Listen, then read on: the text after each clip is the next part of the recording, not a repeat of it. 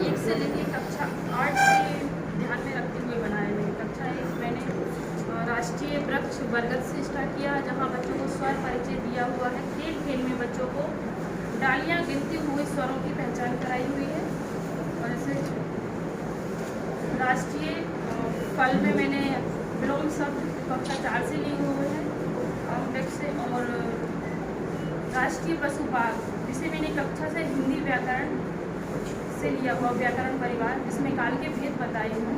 जिसे जो छोटा बालक होता है वो भी चित्र के माध्यम से राष्ट्रीय प्रतीक पहचान सकता है, और जो बड़ा स्तर के बच्चे होते हैं इसको राष्ट्रीय प्रतीक के रूप में भी जानेंगे और व्याकरण को भी समझ सकेंगे। ये राष्ट्रीय पक्षी मोर है, जिसमें मैंने वही व्याकरण परिवार कक्षा 6 से संपूर्ण व्याकरण लिखी हुई है।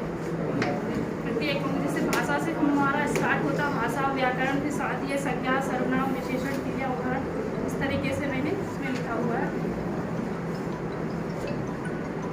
ये हमारा राष्ट्रीय अशोक चक्र है, जिसमें मैंने महीने वर्ष के 12 महीनों को लिखा हुआ है, और 12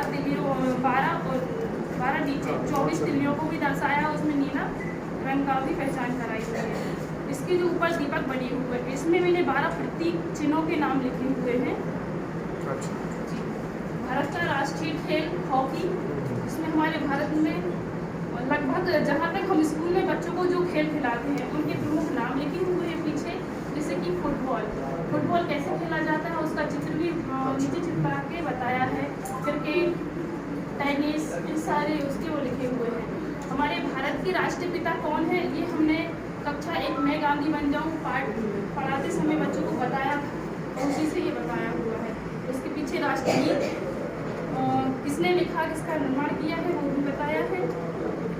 हमारे भारत के जो मानचित्र है वो भी बच्चों को बताया, उसमें केसरी, सफ़ेद और हरे रंग के महत्व को समझाया है।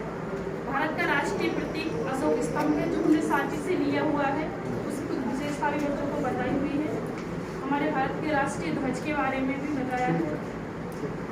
इसके बाद हम आते हैं हमारे भारत की राष्ट्रीय नदी गंगा है, जिसमें प्रमुख नदियों के नाम लिखे हुए हैं जो खास यहाँ पे हमारे भारत से निकलती है।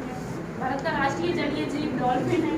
कुछ जलीय जीवों के नाम उसके अंदर लिखे हैं। नीचे हमने समुद्र बनाया है, जिसे पर्यावरण से भी जोड़ा हुआ है। और जैसे कि पर्यावरण से मिलते जुलते क्या चीज़ होती है, वो पेड़ पौधे, पशु पक्षी, पानी का इस्तेमाल कैसे किया जाता है, वो सब बच्चों को। राष्ट्रीय पुष्प